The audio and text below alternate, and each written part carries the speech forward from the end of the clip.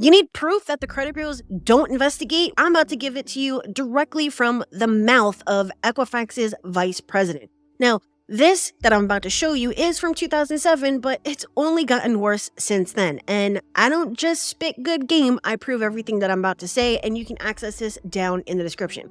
So in a March 2007 deposition, Equifax's vice president described its entire reinvestigation process accordingly. We're going to skip down to the bottom, and this is the same exact process used by each CRA. The only human intervention is to determine the appropriate 2-digit code to enter into computer message to the creditor. This is via eOscar. No independent discretion is exercised. No information is considered in a reinvestigation. They only act as data entry clerks to transfer the consumer's written dispute of whatever detail into one of 4 primary dispute codes used over 90% of the time. All right, so let's go look at what was highlighted in this testimony given by Leonard Bennett. Do DDC employees have telephones on their desk? I don't believe so. As part of their compliance with Equifax's procedures, do DDC's employees telephone consumers as part of conducting a reinvestigation? They do not. Do they telephone creditors, the furnishers, as part of conducting a reinvestigation? They do not. Do they telephone anybody from outside DDC or Equifax as part of conducting a reinvestigation of a consumer dispute? They do not. What about emailing any of the non-Equifax, non-DDC people, creditor, consumer, or third party? They do not email them. What about fax machines? They do not have fax machines either.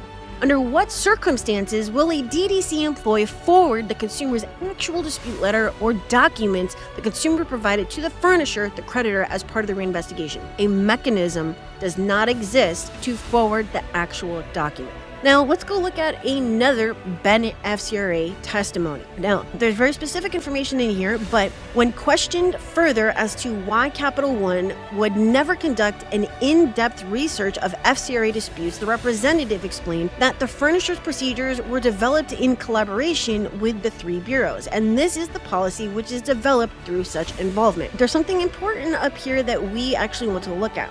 So the words reasonable and procedures are plainly absent from section 1681 S2. So this means Congress did not intend to impose upon any furnisher the duty to defend its investigation or records qualitatively under section 1681 S2B. Indeed, the requirements of accuracy as they relate to mere furnishers of information are contained in section 1681A, a section which is expressly made non-actionable by consumers like Johnson under section 1681 S2 through D. If Congress had wanted to subject furnishers to a qualitative standard, could have easily done, okay? This position taken by, which is now Capital One, the largest credit card company in America, exposes the distinction between the industry's cry for Congress to maintain preemption and the reality in which furnishers actually operate, one which still lacks any enforceable national standard. So we're going to scroll down and we're going to go to this section here. Okay, so this person says that they had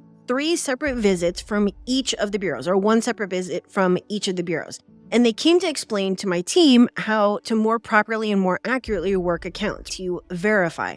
Now, we're not going to read this entire thing, but one of the questions that I had for them was, how do we actually verify? And then they explained how they verify, which is we pull up our system of record, in this case, Unisys or Beast. We look at what the Bureau has sent us on the ACDV, so on eOscar. If there are any discrepancies, we make sure that what the Bureau has mirrors exactly what we as Capital One have. That's verifying. So there's no documentation, there's no applications, there's no anything.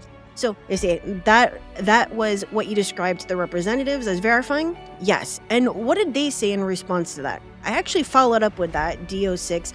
You want us to do that, or do you want us to do things such as pull statements, etc.? Actually do research which would involve CHIA. And in each case, the representative said no. Let me clarify here.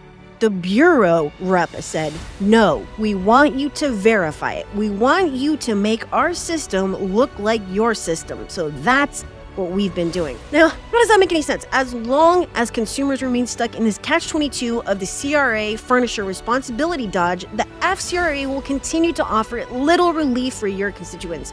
The bureaus will continue to issue flawed and inaccurate credit reports to many innocent users who must rely on the same for the daily business decisions. Whether or not the industry lobby accepts its truth, financial services industry has far more to gain by improving the credit reporting system than by accepting its serious flaws. For those of you who think there's an actual investigation, you're going to want to read this because they have no phones, they don't call anyone, they don't have email access, they don't have a fax machine. So how do they reinvestigate, or how do they do an investigation? The credit bureau representatives are there to do nothing more than convert what you are telling them into a 2-digit code and send it over to the data furnisher, okay? Now, is there a way to actually remove these things from your credit report? Because it basically looks like I'm telling you that you're just SOL, right?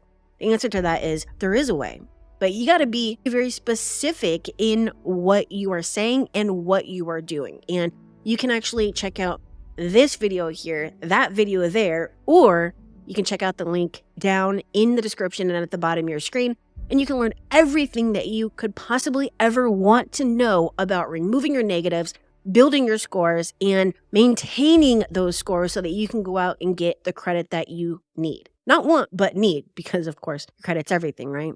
Determines where you live, where you work, how much money you make, all that kind of stuff. If you want a second chance to make a first impression, then I give you everything that you could possibly need. And if this is something that you don't want to do, you don't have time for it, it's too much for you, you don't even know where to begin, then here are all the links that you need. Free credit sweep consultation. You can head over to my740.com.